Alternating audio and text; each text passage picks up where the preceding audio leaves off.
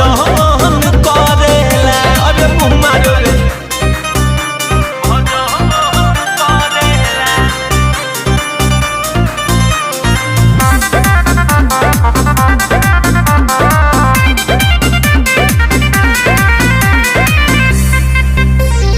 करेला उ जादू मंत्र कोरावा सुता के झाड़ फूक ना